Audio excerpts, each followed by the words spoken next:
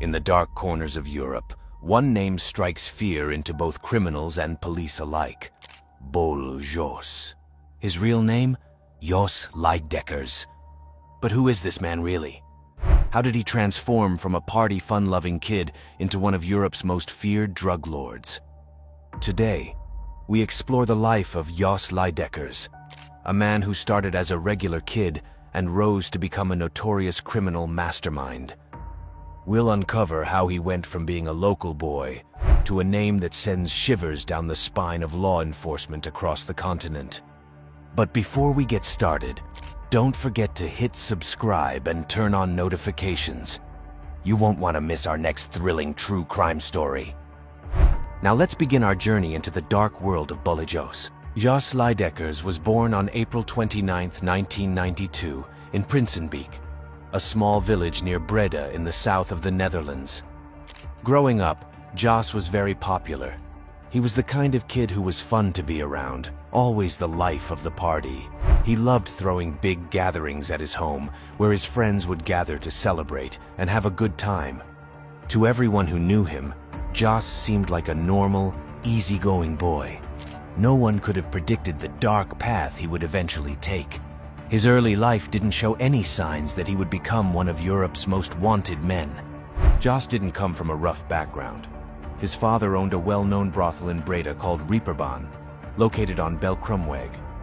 Although this might seem like an unusual business, it was legitimate, and Jos grew up in a comfortable environment. His family lived in the nearby, much nicer area of Prinsenbeek, far from the seedy surroundings of the brothel. Despite this, something changed in Jos when he turned 14. He began to get involved in small crimes. Nothing too serious at first, just petty thefts and minor offenses. But these small acts were the beginning of a slippery slope. They set Jos on a path that would eventually lead him to become one of Europe's most feared criminals. As Jos got older, his involvement in the criminal world deepened. By the time he was 18, he was already well known to the police. He started hanging out with older, more experienced criminals, learning from them, and quickly climbing the ranks in the underworld. He was smart, ambitious, and eager to make a name for himself. Jos was given the nickname Bello Jos, or Chubby Jos, due to his appearance. But don't let the nickname fool you. Jos was anything but soft. He was sharp, cunning, and knew how to run a criminal operation. His rise in the criminal world was swift and calculated. As Jos became more involved in crime, he began to focus on drug trafficking. He quickly realized that the real money was in smuggling large quantities of cocaine into Europe. To do this, he needed connections and a well-organized network. Jos started to establish ties with big-time drug traffickers, and before long, he was dealing with some of the most dangerous criminals in the business. The ports of Antwerp in Belgium and Rotterdam in the Netherlands became central to his operations. These were some of the largest and busiest ports in Europe, making them ideal entry points for the massive shipments of cocaine that Jos was importing from South America. Millions of containers passed through these ports every year, and Jos knew that he needed people on the inside to help him. Jos began recruiting dock workers, security guards, and even customs officers. He paid them well to look the other way when his shipments arrived. With these people in place, Jos's operation grew rapidly. He was making millions of euros and quickly became known as one of the most powerful drug lords in Europe. As his empire grew, Jos became more cautious and secretive. He started using different names and fake passports to avoid detection. He moved frequently, never staying in one place for too long. One day he might be in Dubai, the next in Turkey. This made it difficult for law enforcement to track him down. But Jos's success also brought danger. He made many enemies along the way, rival drug lords who wanted his business and law enforcement agencies that were determined to bring him down. Jos knew that he had to be ruthless to survive in this world. In August 2020, an incident in the port of Antwerp showed just how dangerous Jos had become. His team was trying to unload 476 kilograms of cocaine from a ship, but a security guard was in the way. Using the alias El Presidente, Jos ordered his men to distract the guard. When that didn't work, his men attacked the guard, putting a plastic bag over his head and beating him severely. The guard only survived by jumping into the water and swimming to safety. This violent act was just one example of the lengths Jos would go to protect his business. He had become a ruthless leader, willing to do whatever it took to maintain his power and control over the drug trade. By 2017, Jos had become known as a cocaine cowboy. He was making vast sums of money, and his reputation in the criminal world was growing. People feared him, saying he was even more ruthless than other infamous Dutch criminals like Ridouan Taghi. On September 21, 2017, a man named Stefan Bogaerts was shot dead in Spijkenisse, a small town in the Netherlands. Bogaerts was a 55-year-old Belgian with a history of drug-related offenses. He was shot 13 times while sitting in his car, just after parking it in a quiet street. The police suspected that this killing was connected to the drug trade, and their investigation eventually led them to Bello Jos. According to the Belgian police, Bogaerts had been involved in smuggling cocaine through the port of Antwerp. They believed that Jos was behind the murder, possibly because Bogaerts had crossed him or interfered with his business. This was the first time that Jos's name appeared in the media, and it marked the beginning of his public notoriety. As the police continued to investigate Jos's activities, they discovered more about his involvement in the drug trade. He was suspected of importing large quantities of cocaine through the ports of Rotterdam and Antwerp, and of laundering the proceeds of his criminal activities. The authorities intercepted messages from an encrypted communication network, which revealed the extent of Jos's operations. In one message, Jos was referred to as El Presidente, a nickname that reflected his position as the leader of a vast criminal empire. The police learned that Jos had ordered violent attacks on anyone who got in his way, including security guards, rival criminals, and even his own associates. One of the most shocking discoveries was Jos's possible connection to the disappearance of a woman named Aunt Naima Jalal. Known as the godmother of cocaine, Jalal disappeared in October 2019 after getting into a car in Amsterdam. She was never seen again, and the police believe that Jos was involved in her disappearance.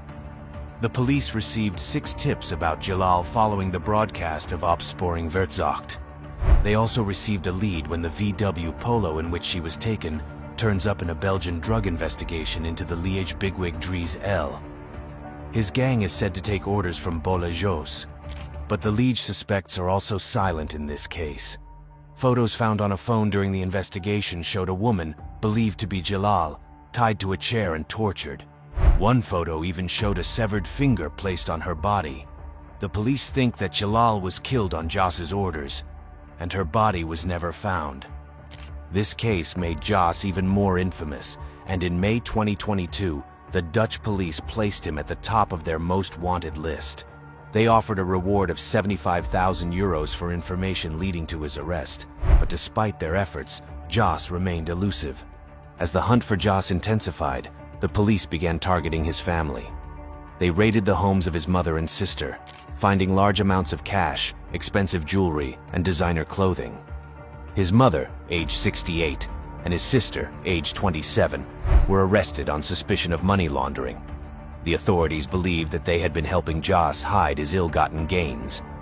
Despite these arrests, Jos remained at large. Rumors circulated that he was hiding in Turkey or Russia. Wherever he was, Jos was always one step ahead of the police. The Dutch authorities tried to use diplomatic channels to capture Jos, especially in Turkey, where he was believed to have strong connections. However, these efforts proved difficult, as Jos had built a network of loyal associates who helped him evade capture. The international search for Jos continued, with police in multiple countries working together to track him down. The Dutch authorities increased the reward for information leading to his capture to 200,000 euros, making him one of the most wanted men in Europe. Despite this, Jos remained elusive. Reports suggested that he had fled from Turkey to Abkhazia, a region in Georgia that claims to be independent but is not widely recognized as a country. This area, located near the Russian resort town of Sochi, was a remote and mountainous region, an ideal hiding place for someone trying to escape the authorities. Some believe that Jos had connections in Russia, a country that has been mentioned frequently in relation to fugitive criminals. However, the chances of the Netherlands successfully negotiating Jos's extradition from Russia seem slim, especially given the tense political climate between Russia and the West. The rumors about Jos's whereabouts were difficult to verify. His brother-in-law, who was arrested in Turkey, claimed in an interview that Jos had fled to Abkhazia and then to Russia. But many suspected that this was a deliberate attempt to mislead the authorities and throw them off Jos's trail. Living life on the run is not easy, even for someone as wealthy and powerful as Jos. Constantly moving from place to place, using fake identities, and relying on a network of loyal associates to stay hidden takes a toll. Jos may have been a feared drug lord, but he was also a man who could never truly relax or feel safe. He had to be careful about who he trusted, knowing that any of his associates could betray him for a chance at the reward money. His family was under constant surveillance, and the police were closing in on his closest allies.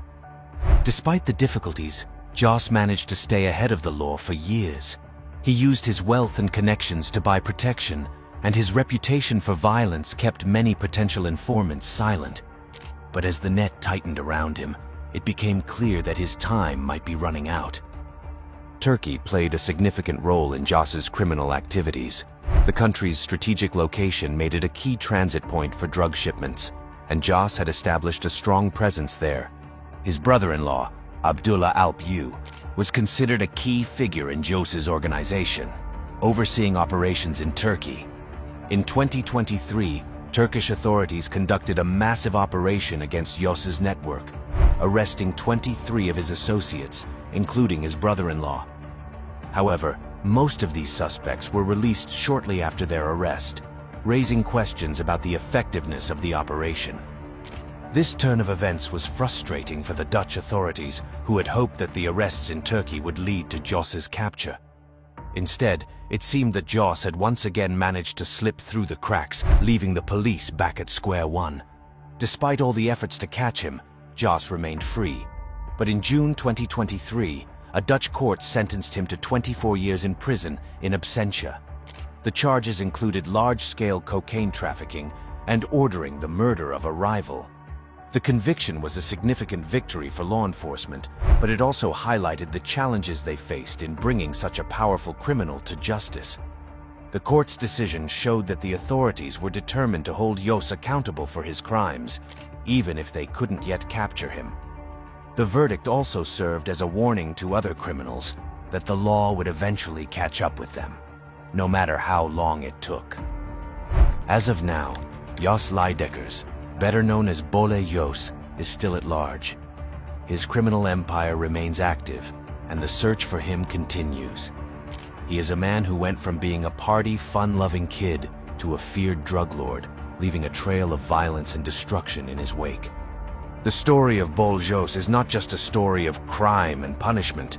It's a story about how a seemingly ordinary person can take a dark turn and become one of the most wanted criminals in Europe. It's a story that forces us to ask difficult questions about the choices we make and the paths we follow. As we conclude this story, some questions still remain. Will Bello Jos ever be caught? And if he is, what should happen to him? Should he go to prison for life? Or should he get a chance to change his ways? What do you think? How does someone like Jos Leijdekkers, who grew up in a normal family, turn into one of Europe's most notorious criminals? Is it the lure of money, the thrill of power, or something deeper? Think about it. Would you choose a life of crime if it meant having millions of euros but always being on the run? Or would you prefer a normal life, even if it meant having less money? Share your thoughts in the comment section below. We'd love to hear what you think about this story, and don't forget to like this video and subscribe to our channel for more thrilling true crime stories. Remember, crime might seem exciting in stories, but in real life, it always has consequences. Jos Leijdekkers might have millions of euros, but he can never live a normal life. He will always be looking over his shoulder, wondering if today is the day he gets caught. So the next time you're tempted to break the law, even in a small way, think about Bello Jos. Think about how one small crime led to another until he became one of the most wanted men in Europe. Is that really the life you want? Or is it better to stay on the right side of the law, even if it means you'll never be rich or famous? These are big questions, and there are no easy answers. But that's what makes stories like this so interesting. They make us think about right and wrong, about choices and consequences. Whatever happens, we'll be here to tell you about it. So make sure you're subscribed to our channel and have your notifications turned on. You don't want to miss the next chapter in the story of Bello Jos. Until next time, stay safe, stay curious, and remember, crime might seem exciting, but it never pays in the end.